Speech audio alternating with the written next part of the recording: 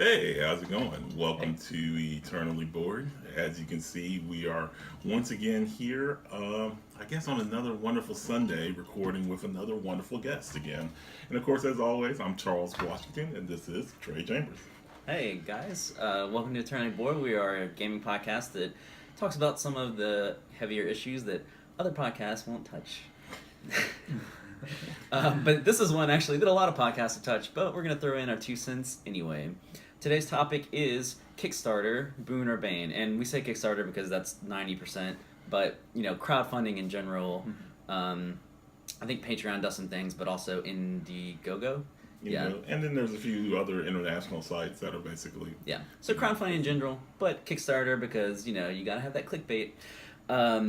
So we're going to be talking about that. We're going to talk about our least favorite and most favorite Kickstarter games, and we'll round out the discussion with the in-depth overview of Terra Mystica.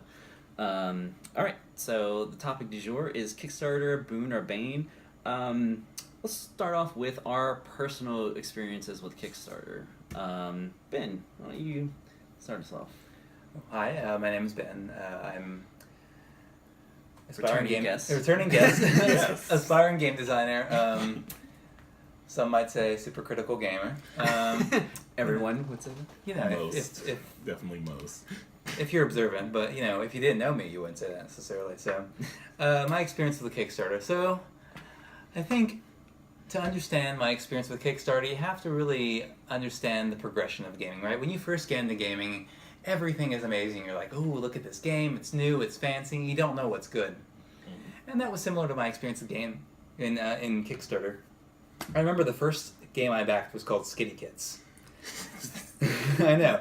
Even now, saying the name, so ridiculous. It's some kind of not so great card game that was very random. I played it a couple times and then never played it again.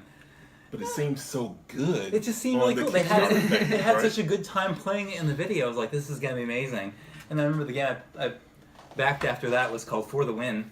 It was really, it's not a terrible game, it's just kind of a two-player abstract with a really ridiculous theme of zombies and ninjas and it was fun, but really I didn't fully get into Kickstarter, so I started backing bigger projects. And then that's when I started running into the many, many horrible games that are on Kickstarter, which I'm sure y'all are familiar with. I mean, back so many terrible games. There were a couple good games in between, but... What would you say your ratio is to games that you've loved and kept and games you've gotten rid of? I would say of the 8 to 10 games I've backed on Kickstarter, probably I've kept 3-4 of them.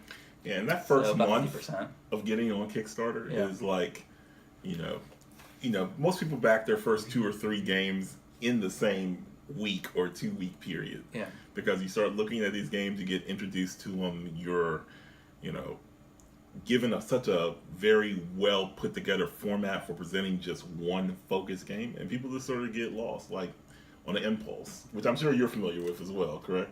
Yes, that's definitely happened to me where I'm like, ooh, this looks super cool. It's a bad place for impulse buyers because everything looks so pretty. The campaigns really do a decent job selling the game usually, and then there's exclusives, which we'll talk about in a minute. But Charles, what's your ratio of backed games you've kept to not kept? Unfortunately, I've kept them all because they're hard to trade away. Man.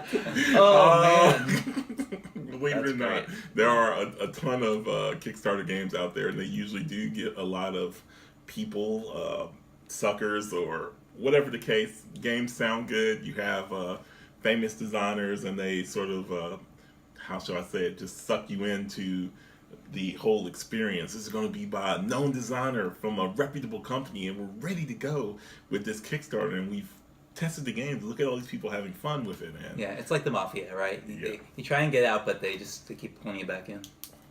Yeah. So my ratio is probably 50-50. I don't know. I'd have to do an inventory. I backed a lot of games.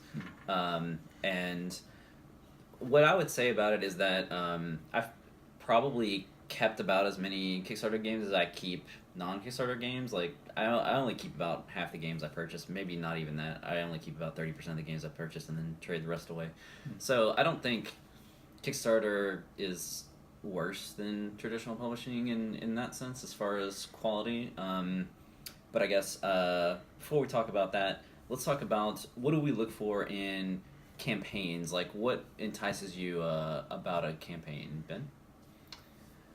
Well, for me, I mean, I want first and foremost to know that it's a good game.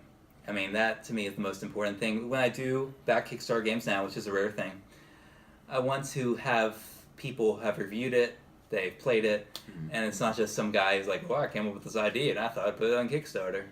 So that's the most important thing for me.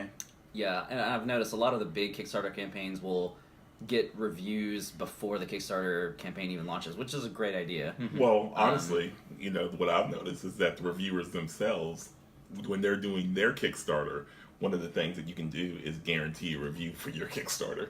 So it's sort of an incestuous situation, but it does work out for all parties involved because I want the reviewers to get paid, and I do enjoy their reviews and takes on these Kickstarter products because they developed a level of trust. But and then the thing is, even if the person reviewing it isn't trustworthy, you can still see them run through the game and see if it's the kind of game that makes sense for you, that would match your kind of desire to play. One of the things I look for in a Kickstarter is ability to read through the rules.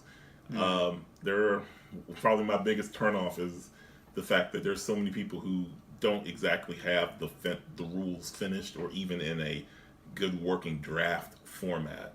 And if you can't, if you don't have a file that you can put up just to say you have some rules that actually can explain your game, then I feel like you're not ready to be put on the page yet. Yeah, having well-written rules already ready to go is useful. Putting them out there for the backers to read also useful because then you have 1,000 critics reading and critiquing your rulebook. And sometimes companies do take that feedback into consideration. Others don't, but some do. The good companies do. So that's helpful. And I would say I look for probably kind of along with Ben, like gameplay. The first thing I do is I look at the gameplay trailer, like the overview of the game. Most Kickstarter campaigns have like a 5-minute overview, like what the game's about. And I really appreciate when those trailers don't focus on the theme and focus on like how does this game play, to get a sense of the game. I think that's really helpful. When it's just about like just thematic stuff, it's like, well, I'm not buying a movie, I'm buying a game. Like, how does the game play? So I think that's a really excellent point. I mean, I think some of the most popular Kickstarters, but also the worst games, Exploding Kittens comes to mind, are things that are very thematically rich, so that people are like, oh, this theme is super fun, but then the mechanisms don't match that level of fun. So it's just like, you draw the people in, but you don't actually deliver what you've promised. Yeah, I do think, especially for newer designers and first-time publishers, they put more effort onto the coolness of the project rather than, hey, this is a good game and we can prove it because here's the gameplay and the gameplay is awesome. And so they'll sell you on like their beautiful artwork or their great miniatures or their cool, neat, original theme. Or they'll even sell you on the cool mechanics, but then when you get to the actual rules, it's a mess. Myth, I'm looking at you. So like that was a game that was published almost without any sensical rules whatsoever, but they had some cool mechanics and they advertised those mechanics and people were like, oh, this is a very different dungeon crawler. It's so, original. But when you actually played the game, it was like, these rules don't make any sense. And there's situations in the game that aren't covered in the rules. So that was unfortunate. Which is really one of my biggest problems with Kickstarter is it implies a lack of playtesting, right? If you go through a company and you publish your game, then at least someone else is looking at it and they do some development work. I'm sure you're more familiar with that, Trey. Yeah. But if you go through Kickstarter, you could have just thought of that morning, or you played it a couple times with your friends, but they're not going to give you the kind of feedback you need. There's no one holding you accountable, and that suffers in gameplay. Yeah. And one of the things that gets me in I know this one, we were talking about what we look for in Kickstarter. As I've matured as a gamer and a person who's been on Kickstarter, the one thing that I used to look for as a rookie, and now I try to stay away from as a veteran, is the exclusive Kickstarter content.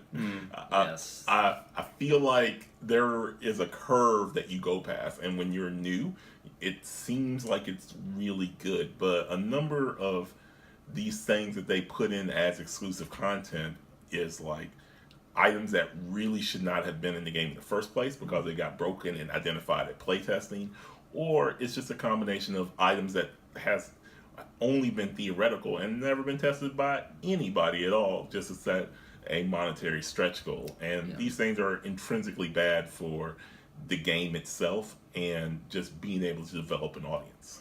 Yeah, and exclusives, the reason companies keep doing them is because they do help Kickstarters. Like, people don't want to miss out, and so they'll back the project.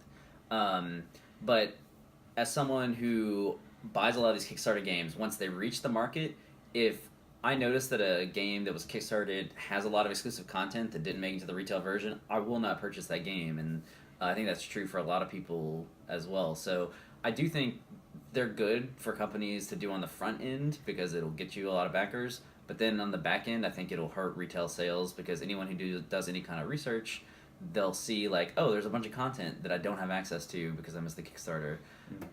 So I think it's kind of a risk versus a reward. And philosophically, I think it's a bad practice for game companies to do because you're going to deny a large portion of your player base content that they can't have access to. You know, this isn't Steam where I can download the DLC even if I didn't get it for backing early. I can still purchase it aftermarket. And some companies do offer their Kickstarter exclusives aftermarket, but others don't. Some of them are just like, sorry, there's no way to get this content. And then you're like, well, that sucks.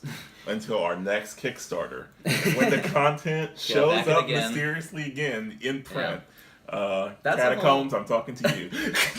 And but second edition of games, that's like a whole nother issue. We probably should do a whole episode about that at some point because like there's this big controversy right now about, well, actually my own game kind of got into a little bit of that, but there was a big fuss about Gloomhaven because Gloomhaven just went through its second Kickstarter. Yeah, and I think everybody did. And then and they made a bunch of game plan changes, and they did some of the things with different graphics to make it more practical. And they did offer an upgrade kit for previous owners, but it didn't fix everything, and or it didn't upgrade everything to second edition. And so like a lot of first edition backers are like, well, if I had just waited another year, I could have gotten second edition. Of course, then you wouldn't have played the game for a year. So. Right, exactly. So I do think in most cases people who get upset about first edition versus second edition, it's like, yeah, you got the first edition of the game, and maybe it's not as good, and maybe the rules aren't as clear, and, you know, maybe the components aren't as good, but you did get access to that game way before second edition. I mean, I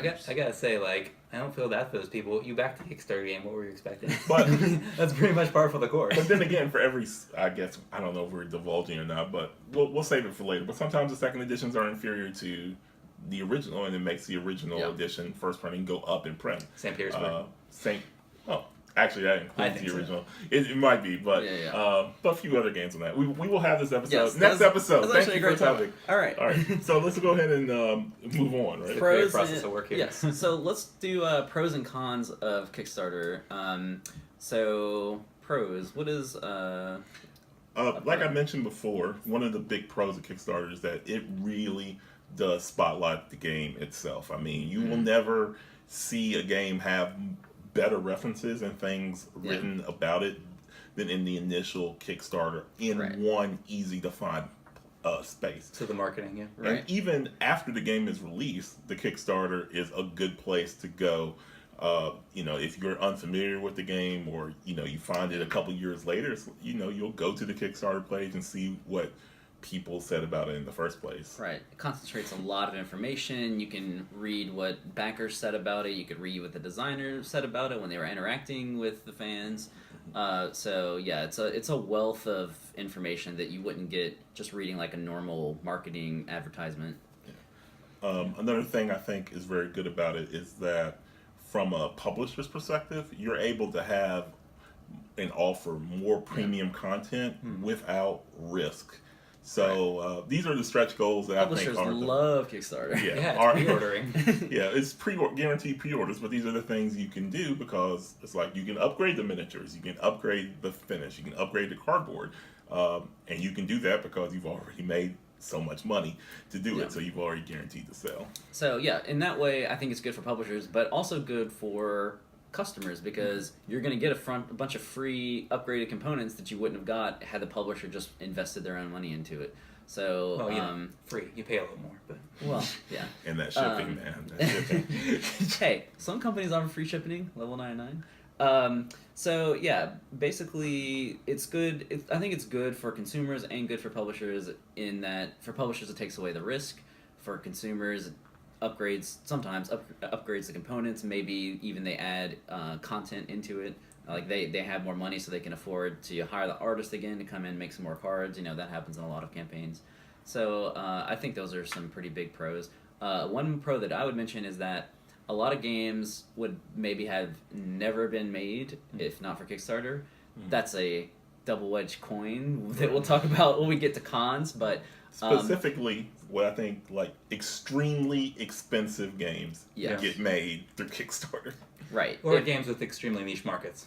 Right. So let's take Gloomhaven as an example. That game might not have been made if not for Kickstarter because it's an extremely expensive game to produce. And so there's already Descent, there's already a million other dungeon crawlers out there, Claustrophobia. I don't play a lot of dungeon crawlers, so they're not really coming to mind. The Dungeons & Dragons series, Wrath of Shardalon, all that. But there's tons of dungeon crawlers out there, so publishers might not want to take a risk of printing 5,000 copies of a game that costs $50 to produce and sells for $120. That's a big investment for a company to take. So I think Kickstarter really helps bring games like that to life. Another one would be Kingdom Death Monster, kind of same situation, even bigger production values, and it was basically just made by one person. So there's no way he would have gotten that game made if not for Kickstarter. Yeah, I think that's part of the thing that attracts people to Kickstarter is the idea that they can be part of something new, something that without their support wouldn't exist. They get like an ownership stake, essentially. It's like, it's not just that I'm buying this game, now it's part of my collection. It's like I am creating this game in a way. Without me, this game wouldn't exist. And just a quick disclaimer, we are specifically talking about board games in Kickstarter, which have a pretty reliable delivery rate. This does not apply to any electronics you might get or back on Kickstarter, where throwing your money to the wind. But that's a good segue into cons. Did anyone have any more pros before we go to cons? The last pro I'll add is that it gets you games first. So if you back something on Kickstarter, you're going to get before everyone else. Unless you're part of the Kickstarter that delivers to the other people, and then you're like, oh, these guys. Unless your Kickstarter is delivering in September, but you have a box you can bring to Gen Con in August, then you're probably going to bring the box to sell at Gen Con, and then your backers are going to create threads on BGG and be very irate about it, as has happened many, many times. But most of the time, you get to play stuff first. So. Yeah. But I am empathetic with those companies being, in the industry and kind of seeing the underworkings of how these companies work. Like, you can't miss Gen Con. Like, Gen Con is the board game trade show. If you have product to sell and promote there, you are going to sell and promote that product, even if it means kind of upsetting your backers. That's just a reality of life. But anyway, so try not to get too upset if that ever happens to you with one of your Kickstarter projects. Because it will. Because it will. Guaranteed.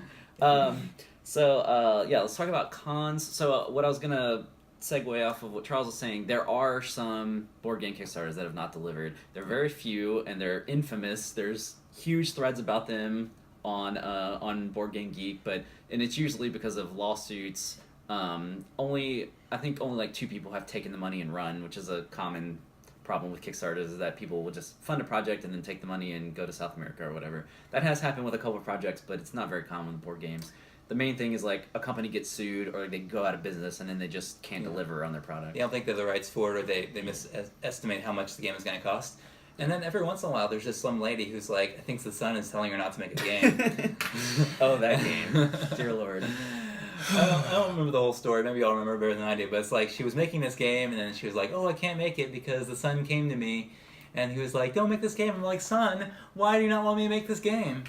So, mental illness is a serious thing. That's of course. It sounds like a joke, but this is an actual thing that happened. And of course, conversing on the other side of it, sometimes people will sell you nothing but white cardboard.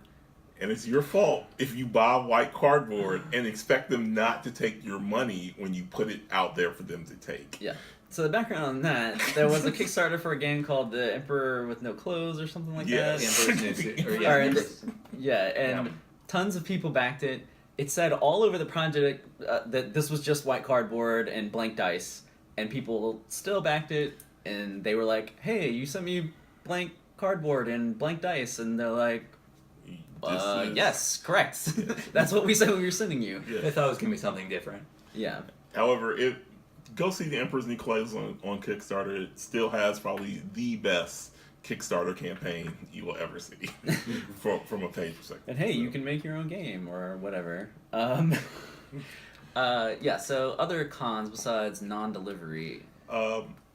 So shipping delays Oh God, yes. is a very big part of Guilty of that one. My game was delayed almost a year. Sorry, guys. Yes. It is good to get games finally.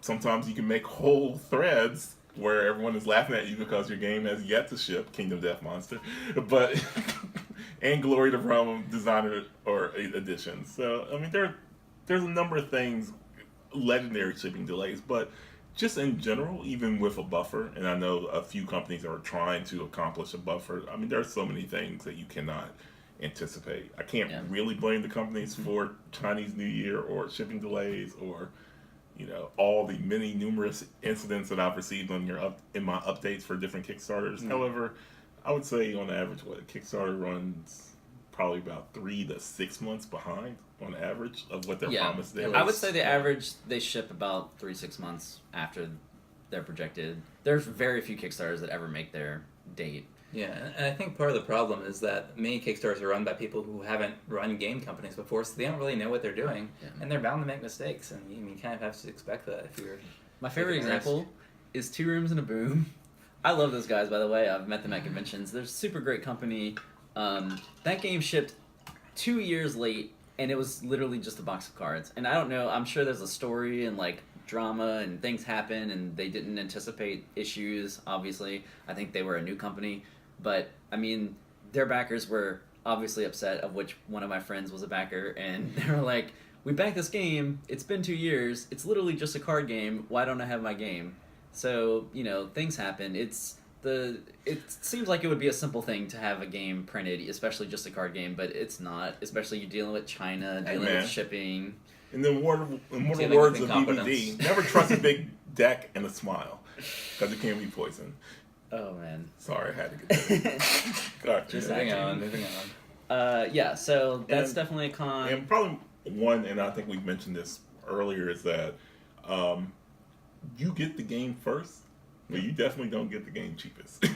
That's true. Oh, yeah. That was a good point, because most Kickstarter games, you can then find them at 30% off on cool stuff, or pick your online retailer shortly after they ship to backers. So yeah, you get the game maybe a month or 2 in advance, but you're paying full MSRP in most cases, and you can get it cheaper. However, the flip side of that is most companies know that, and so they'll give you some kind of incentive in addition to getting it first. Like for Argent, we give you an expansion for free. It's like a $10 expansion. So yeah, you're paying $60, but you're getting a $10 expansion for free. So that kind of softens the blow somewhat. And other companies will do things like that. Like they'll upgrade your components for free, or you get a fancy box sleeve, or you'll get promo cards. They'll do some kind of incentive so that you're not just getting first access, because first access usually isn't worth the 30% extra you're paying, especially since it's only like a month.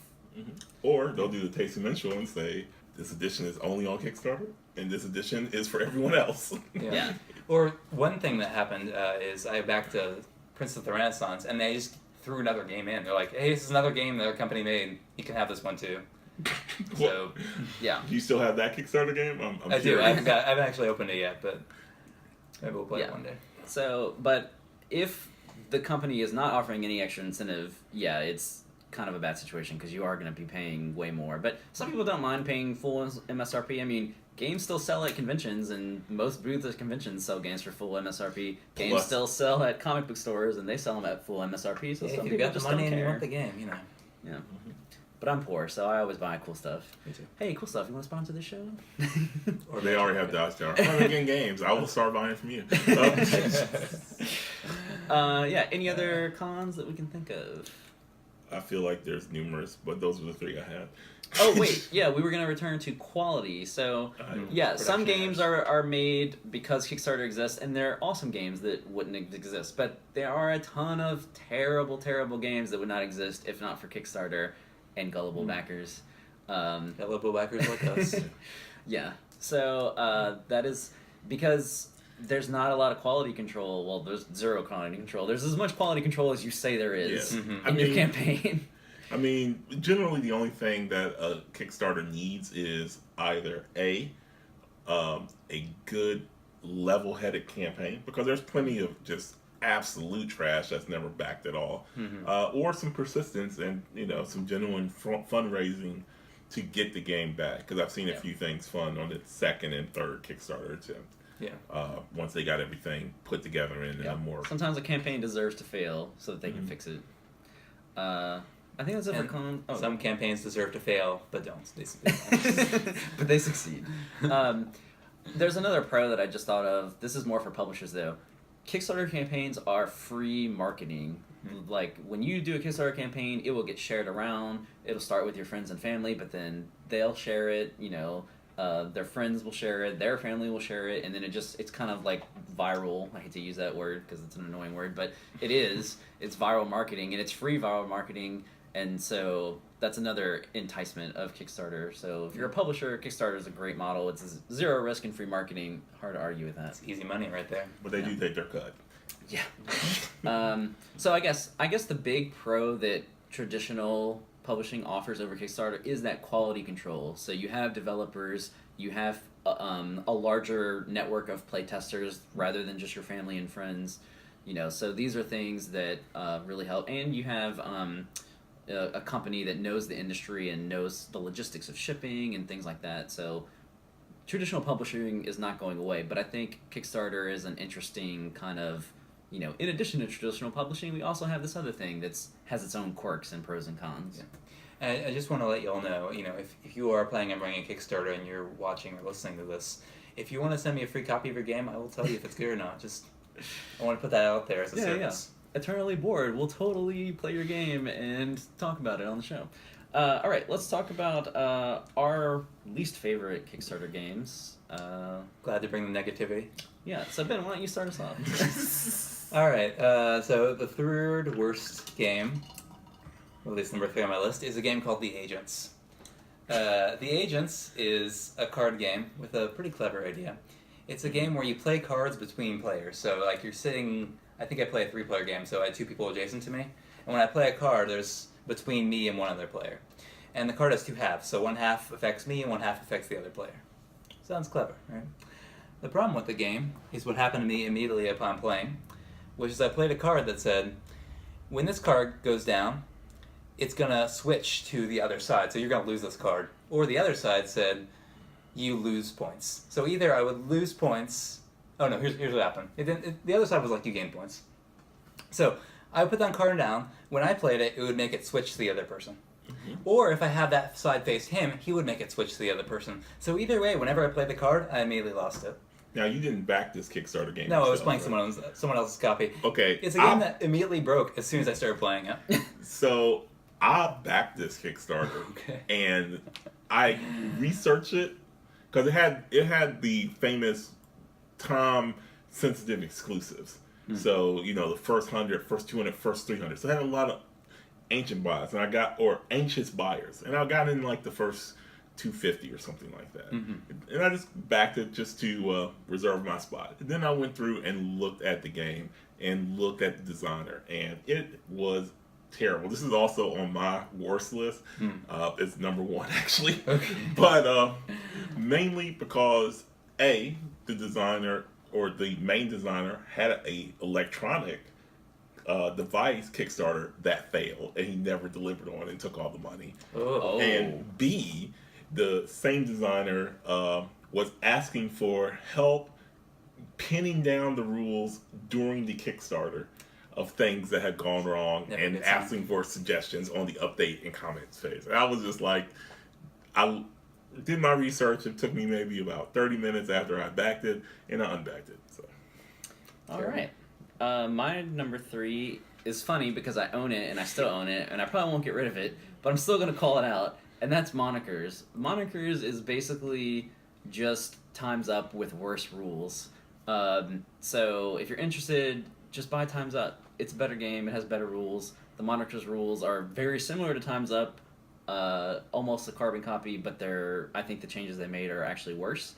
The reason I'm keeping it is because it's just another box of cards to use in Time's Up. And so we play Time's Up with the Monikers cards, and it's basically like Time's Up on hard mode, because the cards are way more obscure than Time's Up. But when you've played Time's Up so often, you start to memorize the deck. So then you just need to either create custom cards, which I actually prefer doing, but it's kind of a hassle, or use the moniker deck. It's a lot more obscure, so it's definitely more challenging. That's also one of my other criticisms of it, though, is that some of the things in there are so obscure that no one in the room has ever heard of them, or they're hard to pronounce, so you can't even really give traditional Time's Up clues to get people to guess it, because it's really hard to pronounce. It's kind of a terrible game, but it's a box of cards. Must make the gestures round really bad. Yeah. Your number Sounds three? like. As far as my number 3, I don't really have as many as you guys, so I'll go ahead and let you go ahead and do your number 2. All right, number 2. Oh, my number 2. Let me, dear listener, let me tell you a story. A story of a young man who thought, this game called Viticulture looks amazing. They say it's like Agricola, a great game, crossed with, I don't remember what they compared it to, something else that was great, like Puerto Rico. I was like, oh wow, all these cool games put together. It sounds super awesome. Look at these pieces. It's a neat theme. And it almost works. Oh my god, this is the story I always tell of my greatest Kickstarter sadness. The problem with Viticulture is that it is I'll say second least balanced game I've ever played. There's like, oh, you can do this action space, which is pretty good, it'll give you this one thing, or you can do this action space, it'll let you build a building, or you can go here, pick up a card, and that card will let you do 7 different things. Yes. It's just pick up cards, and they're all random. That's original Viticulture. Yeah. It's been upgraded. It got fixed by Uwe Rosenberg. To be fair, I haven't played the new one, but I was already so disappointed. I'm just like, somewhat fixed. They re-released it as an essential edition with, they took the best components of the expansion, and they had Uwe Rosenberg rebalance the deck, which it desperately needed. Jamie Stagmar is a great guy. Everyone loves him. You know, terrible game designer. He's very generous with his backers, although he doesn't use Kickstarter anymore. He's like graduated beyond that, but he's very helpful. He gives tips on new companies starting out on how to use Kickstarter to their advantage. However, I do think he's actually, I think, a good designer as far as mechanics. He's not a good balancer. He's an editor. I actually in book terms. I'm sorry to interrupt you. I also played his Euphoria game. And that is also one of the worst games I've ever played. So, Stonemaier games, no. Just yeah. But I think Eternally Bored, brought to you by Stonemaier Games. But I think he does. I mean, he's got a larger staff, which is why I think all of his games got better and better and better. I think Scythe is his best release so far, and I'm hopeful that Charterstone will be the game that I finally truly love by him. Like, I like Scythe. I sold it because it sold for a profit, but I think Scythe was good for several plays. It had some really interesting mechanics. The gameplay was kind of samey for me, which is the only reason I got rid of it. But it was a sound game mechanically, so he has gotten much better as a designer. And I think he has developers now that help him with balance. I'm glad Uwe Rosenberg came in with Viticulture and helped him rebalance that deck, because I just don't think he has an eye for balance based on some of the other games of his that I played. So, my second least favorite is actually by a friend of mine, Gil Hova, who's a great guy, and he's a great designer. I just don't particularly care for the Networks, which was like a light to medium weight card game that came out, and I just didn't find the gameplay exciting. I'm not saying it's a bad game, it just wasn't for me. I mean, I did fall asleep while playing it. So. I didn't even like the art. I remember the Kickstarter of it. Yeah, the graphic design was not compelling either to me personally. But again, if it looks like an interesting game to you, check it out. Yeah, he's a great guy, great designer, just didn't click with me. I think what's interesting about the Networks is, unlike all these other games, there's nothing wrong with it necessarily, it's just not fun. And a game should be fun. Call me crazy, but I think games should be fun. Yeah. It is a mechanically solid game. It's not like imbalanced like the original Viticulture was, or basically a carbon copy of another game like Monikers was. My problem with the Networks is just like I couldn't find the gameplay compelling. With so many other light to medium weight Euro games out there, because that seems to be the popular game weight nowadays, I just couldn't find a place for it in my collection. Yeah. Did you have a second? Yes, I do. My second is actually going to be Wizard's Brew by Alan R. Moon. This is Talk about another popular designer. I don't like any of his games. Yeah, that guy. So the creator of Ticket to Ride, I was new. This was the Kickstarter game that soured me from Kickstarter for all time. There were a few of them, but this is the $65 hammer in the coffin. It had all these exclusives and chase editions, and I went after it like it was, I don't know, just candy on the street on Halloween. And unfortunately, the next day I woke up with tons of cavities. Yeah, you shouldn't eat street candy, Charles. That's dangerous. Exactly. But, basically it was sort of a mess. Yeah. Sort of a mess of design. It wasn't really fun. The map, didn't look as good once I finally got it. I don't know what came over me to make me back it, but I stopped after that point. Yeah. So I don't know what it is about his games. I just don't find any of them engaging. Except, and I want to amend my previous statement about I'm not liking any of his games. I really enjoy Blue Moon City. I think that's an excellent game. It's a classic. It came out like 10 years ago, and it's still a good game. Mm-hmm. So obviously he's a good designer. Ticket to Ride is not hurting for sales. Lots of people love Ticket to Ride. I'm just not one of them. It's not the greatest, but it's good. Yeah. So he's obviously a good designer. He just doesn't click with me, and I hope he still invites me to a gathering one day. So sorry, Alan. Go ahead. Well, you ruined your chances now. Yeah, it's over. Sorry. All right, so number one. My number one worst Kickstarter game. Unfair. And I know this is Trey's number one also. Yeah. Oh God. Okay, so how to describe Unfair? It's unfair. It's right there in the title. How can you get upset at the game for being unfair? It's in the title. That's one of the big defenses of the game, and I think it's hilarious. Let me describe an analogy for you. Let's say one day you were working at an amusement park, and you worked really hard. Every day you would hammer your nails and you'd build this roller coaster by hand, day after day, and it took you 2 years to make this roller coaster. And then one day, your neighbor comes in who's also building an amusement park and blows it up with dynamite. That's what happens in this game. You work hard to build these things, and then randomly you just lose all that stuff. So let me just give you some context for this game. In this game, just a small rule, money is $2 to 1 point. Okay, that's fine. You can collect as much money. You can maybe get up to like $80. There is one card you can play that costs nothing, and it steals half of someone's money. So you can just steal 20 points if they happen to draw the right card. It happened in the game that I played. Yes. Continually happening, yes. That sounds like a game improver right there.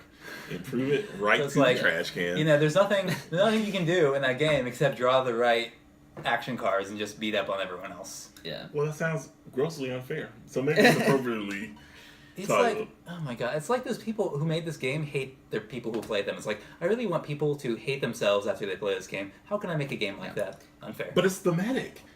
It's so thematic. To be fair, you can play a nice version of the game without attacks, but then you're taking out like 30% of the content of the game because every card has an attack on it. And so you're just saying like, these multi-use cards can now be used for only the other things. You can't use it for the attack. So and even the regular cards can be attacks. Like, I remember we were playing, my fiance, she got a card. She built one of the amusements that let her steal $4 from every other player every turn. Oh, yeah. So she was just sucking in all of our money and there was nothing we could do about it. Yeah. And of the worst games, my number one is actually a really good game. The worst Kickstarter ever. That would be Glory to Rome Black Box Edition. Yeah. When people don't get games for, 3 or 4 years, when people who invested and were running the game lose their houses, when, people, or 3 or 4 years is like the spread between how long it took them to deliver this game. It's incredibly rare. It shut down the company. It stopped all publishing of Glory to Rome, which was a good game, which could be republished again if it wasn't in legal nightmare hell of the Black Box Edition. It has basically ruined this game, and Charles Chuddick keeps on manufacturing terrible knockoffs because he can't get his actual money-making game out again. No. So there you go. Number one worst. Pretty sad. But Glory to Rome's a great game, and I don't know if that's a great, but you know. I actually hate that game, but Yeah. you know, it has its fans, so it's clearly a good game, just not for me. Well, we need to get to our Terra Mystica discussion, so let's just real quick run through our favorites. I'll start off. My honorable mentions: Deception, Murder in Hong Kong, Millennium Blades, One Night Ultimate Werewolf, Oh, the money I spent on the Mara Nostrum, Fleet, 8-Minute Empire Legends, and Catacombs. Most of these games I just said are still on my shelf. Super excellent games. So people who say that good games don't get kickstarted, they're totally wrong. There are a ton of good Kickstarter games, and I didn't even realize that until I was just going through, looking at all these games, making this list. I was like, wow, there are even more than I thought. I've always been a big supporter of Kickstarter, but now even more so. I'm like, wow, some really great games have come out. Yeah, there are a ton, like 1% of the games on there, so I mean, that's so many. Because they put so many games on there, 1% is still quite a few. It's so. more like 10 to 20% are great games, but I mean, I think only about 10 to 20% of published games are great games. I mean, a lot of mediocre games comes out of traditional publishing as well. I think that's also 1%, actually. Yeah. Hey, you got to break a few eggs. The critic over here. All right. So my number 3, Stockpile, probably the best like auction game, like pure auction game that I've played. I'm a big fan of Raw and Homesteaders and a few others, but I think Stockpile, like, just if you boil down a game to just auctioning and set collecting, Stockpile is the best. Star Realms, I've already talked about on the show, like the best heads-up 10-minute game, and it's actually deck builder. I don't like deck builders, but it does it in such an elegant and crisp way that I really enjoy it. And Spirit Island, which I've also talked about this show several times, which is my favorite co-op currently. I don't have Gloomhaven yet. We'll see how it stacks up, but just a super heavy co-op game that feels challenging. It feels like you actually have to put your brain to work instead of just solving it by making it real time, or solving it by not letting your teammates talk, or not solving it and just letting an alpha player dictate the game. This game is so heavy that everyone's thinking about what they're going to do on their turn, and everybody's participating fully, and just a really neat co-op game. Yeah, really interesting. Your top 3? So just for an honorable mention, I have to do The Duke. That was one of the games I backed on Kickstarter. It's a pretty good 2-player abstract game. It's kind of like chess if the pieces changed as you use them.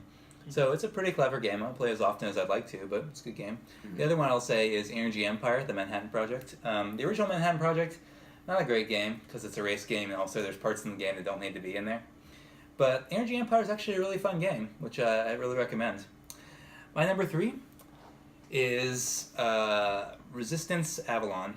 This is my fiance's favorite game, and it is the best hidden identities game. And there's a lot of hidden identities games. Most of them aren't very good. Resistance Avalon is basically perfect. I mean, it works on so many levels, and the special powers make sense, and it's really well balanced. And the only problem with the game is if people aren't good at it, it doesn't play as well. It's definitely some experience curve in the game. And teaching people is a pain. Yeah. Getting them up the par. So. It's not that hard. My number 2 is sort of a stand-in for the mini reprints, but particularly it's the game Princes of the Renaissance.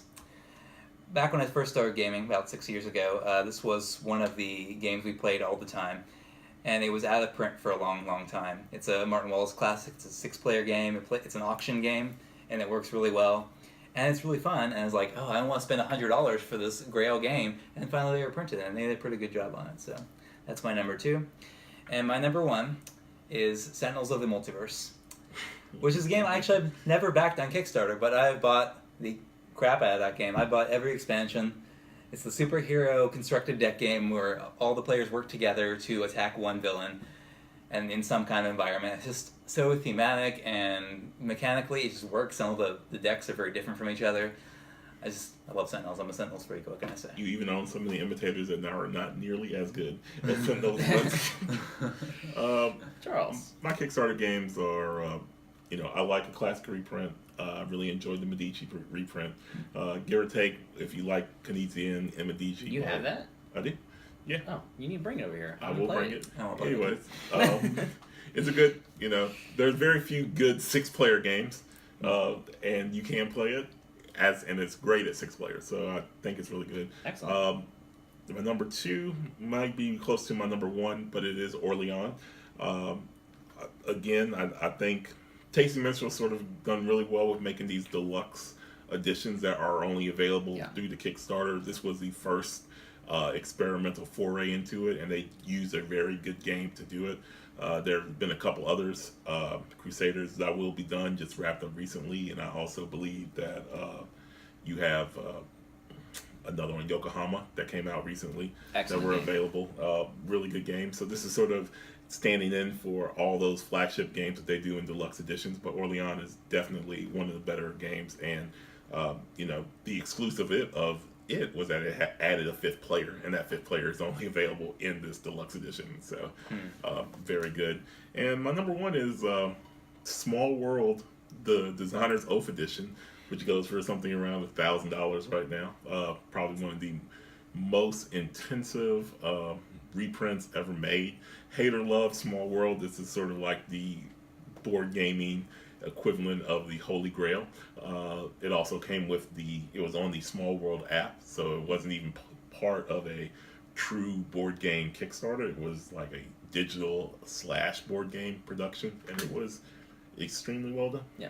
The Small World app, by the way, is very good. I don't even Yeah. like the board game, but the app is so clean. You can play it in 5-10 minutes, and the AI is pretty decent. You can play against other players as well, remotely. So just a really, really good app. Yeah, I really liked it, but the problem is you keep having to play Small World, and that's a downside. I can't get past. Oh, Ben. All right. Let's wrap up with a conversation about my favorite game of all time, which is Terra Mystica. It's a good game.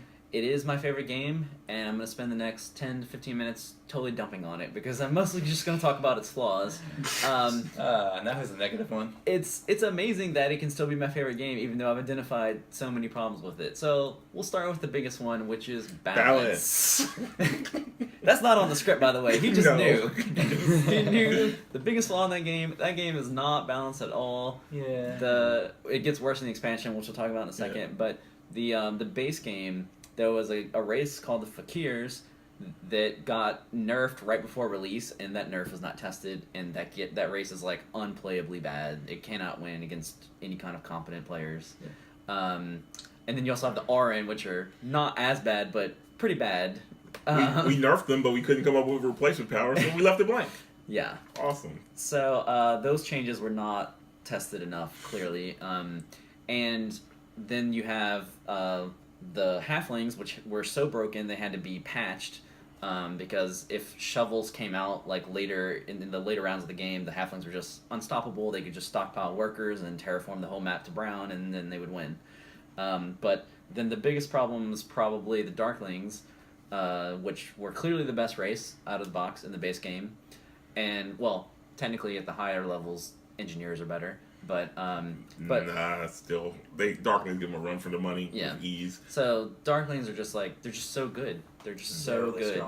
strong. It is nice though that you have a race that you can just hand them to a new player and be like, hey, you're a new player, but you can still compete. You might even win. You might even win. Things go your way, you might win.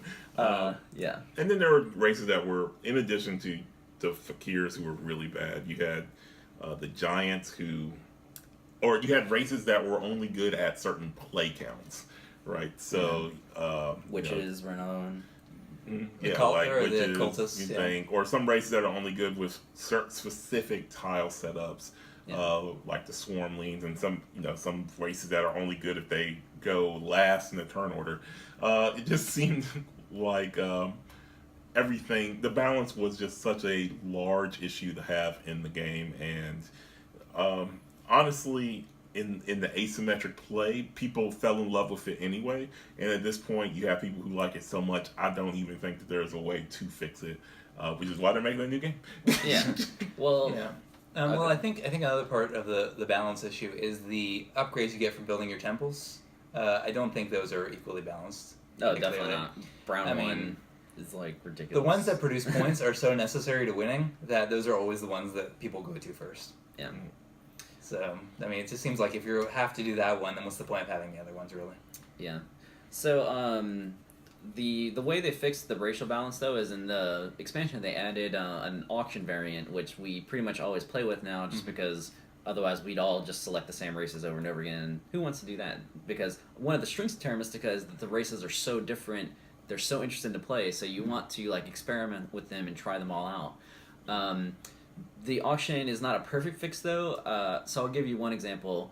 So I mentioned the engineers, and good players are really, really good with them, but I'm terrible with the engineers. But like if we're in an auction and I bid 10 to 20 points, and I take a race that I'm good with, but then someone comes behind me who's actually good at the game and good with the engineers, they take the engineers for 0. Well, not only were they probably already going to beat me, but then they just got a 20-point buff because I spent a ton of points trying to get a race that I'm actually good with.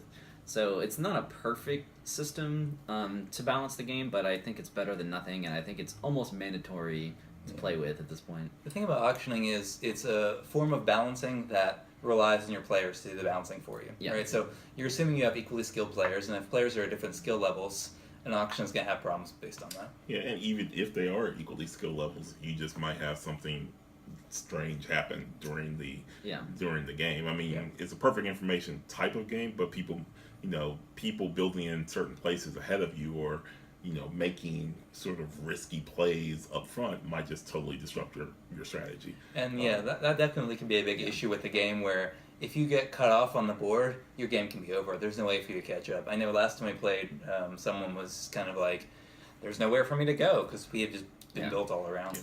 And this problem was exacerbated with the expansion. The expansion added 6 new races on 3 new cards and types of terrain. And basically, I would say that 2 of those races are balanced. 2 of those races are balanced, and they're both in the ice faction. They sort of fit in with the rest of the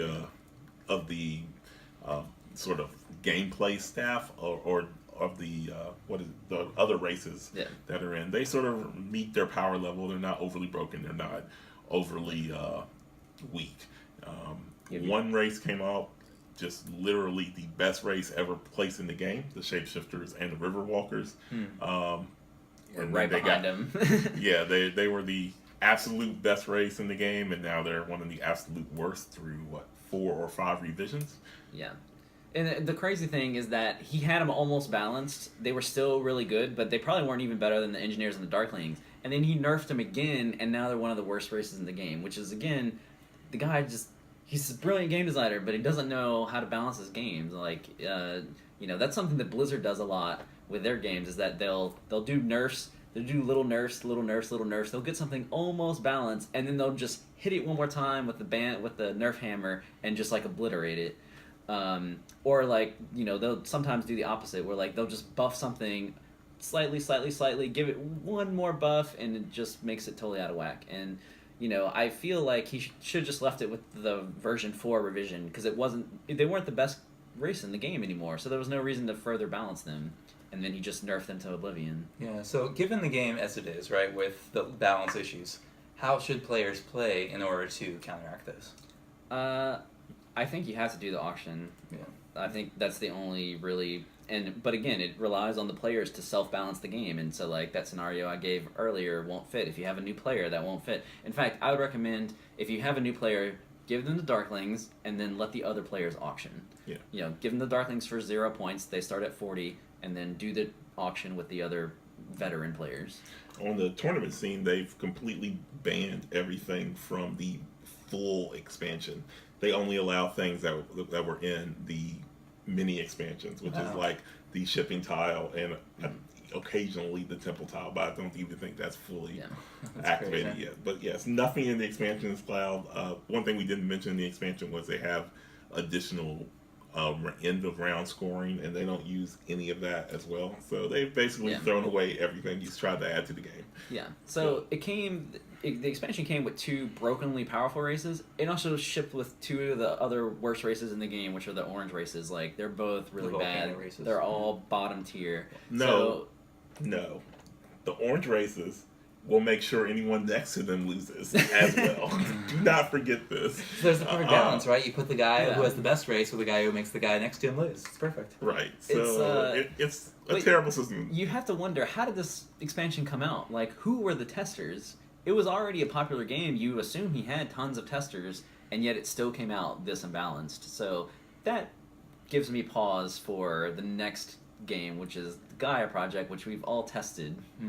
And can't say anything about. No, we can talk about it now. They've started Okay. doing it. By the time this comes out, the game will Okay. be out, and people have already published videos talking about the mechanics and stuff, so Okay. we can talk about it freely. If not, I'll just cut this section. All right, go ahead, knock it out. So I have already mentioned on the show before, Gaia Project is basically the same system as Terra Mystica with another 30 minutes of rules added on top of it. In space. In space. It is a lot more open, so like it does solve the problem Ben mentioned where you can't really get totally blocked out because you have so much more free movement in this game. So it did solve that flaw of Terra Mystica.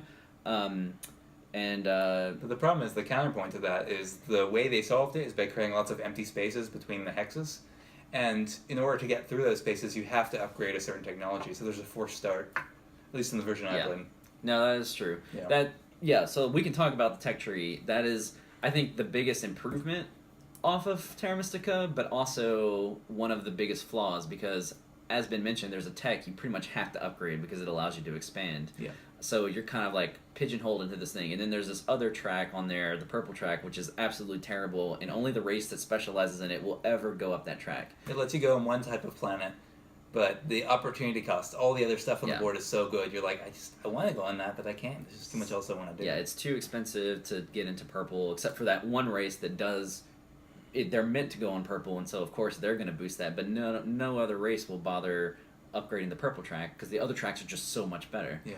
The green track is also probably not great. It gives you the power cues, which are useful, but like, I mean, you're going up against the ability to expand. Well, I think the green track is decent because it gives you you can spend it to expand. It temporarily increases your ability to reach other planets. Well, do you think that they're going to ultimately be able to pull it out? Because I hear there are 2 revisions. I've played, I believe, 2 of the along the line while I was playing. I'm not even sure what the final project is going to look like because the 2 expansions I played were very different, and I wasn't obviously not able to play with all the races at once to see how they interact. I wasn't super impressed with the tech tree. I felt like it caused, while it was sort of cool, it caused many more victory point and scoring problems than even the cult track scores. Because not only are you racing for it, but it's like you said, some items you have to have, and some items are at the time were useless. So one of my problems with Terra Mystica is that the cult track felt kind of divorced from the mechanics. You know, it was like just a very abstract part of the game. Necessary, you kind of need it for like the game to function as designed. But otherwise, you have a bunch of priests you got nothing to do with. Yeah. So I think having a tech tree makes it more thematic, so it actually is connected to the game in a lot more cohesive way. But the way that it was implemented when I play tested was just kind of, I just felt like I had to go up this track to meet this goal, and so I would never touch the purple track. I guess we can reserve final judgment until the actual game comes out. So maybe he's fixed some of those problems. I'm not buying it until I play it at least once and see if it works. But rolling back on Terra Mystica, I will say that the base game, even with its flaws, is quite playable. And the mini expansions the first 2 were very small and very good, like adding additional town tiles and a couple of extra bonus tiles are absolutely necessary. And from there on, everything he released after Fire and Ice was just total trash. Charles, I think you make a good point. I mean, we have to understand what our perspective is. We've played Terra Mystica a lot. I mean, I know Charles. He's played that game still playing it today. He's got 6 games going on right now, right? I think if you're an amateur player and you've only played a couple times, I think you can play that game a lot, especially with people of similar level and not have any problems with it. I mean, I think it's just because we've played it to such a level that we see those flaws that come through. For the most part, but I think we identified that the Darklings were overpowered really early. Like right after we got the game, we were like, whoa, this race tends to always win.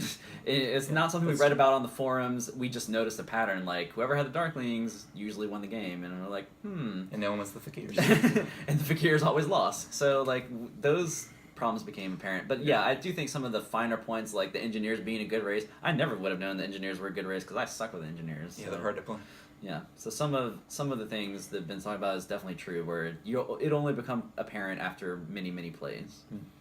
So, not with Fire and Ice, though. That expansion, I think the flaws will be pretty immediately apparent. Hey, but the Ice Maidens and the Yetis are both fun to play. Yeah. Yetis don't win much. Ice Maidens can actually win, but it's sort of like engineers. They'll just sneak up on you when they do. Yeah, I like what he was trying to accomplish with the expansion races. I think they're all cool abilities. They're all very different from the base game abilities. I just wish he would have spent more time developing the balance on that. See, that's where I disagree with you. I feel like the Dragon Lords and the Acolytes and their ability to quick rush, terraform over other people's spaces. I mean, you ratted that at first, but I don't think it should have existed in the first place because, like I said, they're these races that literally are just designed to make the people next to them lose, and everyone else, so be it. They're very good in 3-player games, but I think you need to be able to balance races that are better at all player counts. I mean, one thing we didn't mention about Terra Mystica Gaia is that they completely threw out the 5th player altogether. Probably a good idea. Yeah, which is an excellent idea as far as I'm concerned. So makes it a little easier. Although 5-player Terra Mystica is fun in that it's like a knife fight in a closet. You're just like you're all bunched together. It's my land. You're all at each other's throats, and you're like fighting over every hex. It can be very tense experience, but certainly not for everyone. Yeah. Anyways, before we go ahead and finish off this discussion, I just ultimately do try Terra Mystica out. It's a good game. It's a good game. Yeah. It is my favorite game. I know I just spent 15 minutes kind of talking about all of its flaws, but it's still my favorite game of all time. So solid. Props to the publisher, props to the designer. I will probably get the Gaia Project just because I love Terra Mystica that much, but I will have some apprehension about it. Good, I can play your copy. Sounds great. All right, I think we're done. Yep. So please like, share, subscribe the episode. Our website is www.eternallybored.com. We're on YouTube. We're at the website. We have the audio podcast is on the website as well. We're on Stitcher, iTunes. One day you'll get on Twitter. No, I have a Twitter. It's at Eternally Bored, no underscore.